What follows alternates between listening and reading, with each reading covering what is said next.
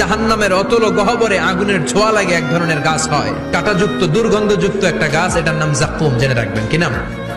জাক্কুম। বিষ্ণু বললেন তিরমিজির বর্ণনায়, জাক্কুমের একটা টুকরা যদি আল্লাহ দুনিয়াতে ফেলে, পুরো দুনিয়াটা দুর্গন্ধে সয়লাব হয়ে যাবে। পুরো দুনিয়ার মানুষগুলো জাক্কুমের গন্ধে ওই জায়গায় শেষ, পুরো দুনিয়াটা নষ্ট হয়ে যাবে। ওই কাঁটাযুক্ত জাক্কুম তাদেরকে দেয়া হবে, ক্ষুধার চোটে জাক্কুমই খাইতে শুরু করবে। আহা, খেতেও পারবে না, গিলতেও পারবে না, এবার কয় পানি দাও। জাহান্নামীদের জন্য 4 ধরনের ঝর্ণা আছে। একটার নাম হলো হামিম, মানে ফুটন্ত গরম পানির ঝর্ণা। 2 নম্বরে হলো গসাক, মানে বমি। 3 নম্বরে হলো গিসলিন, দুর্গন্ধযুক্ত রক্ত আর পুষ। 4 নম্বরে হচ্ছে মোহল, পোড়া তেল। খা, দাউ দাউ করে এগুলো থেকে আগুন জ্বলবে, তৃষ্ণার চোটে এগুলোই খেতে চাইবে। এগুলোর পেয়ালা যখন মুখের সামনে আসবে, এগুলোর উত্তাপে গালের গোশত, চোখের গোশত, কপালের গোশত গুলো ঝলসে ঝলসে পানির মধ্যে পড়ে যাবে। তৃষ্ণার চোটে না পেরে ওইটাই গিলবে, যেখান দিয়ে বেরোবে কেটে ছিঁড়ে শেষ হয়ে যাবে।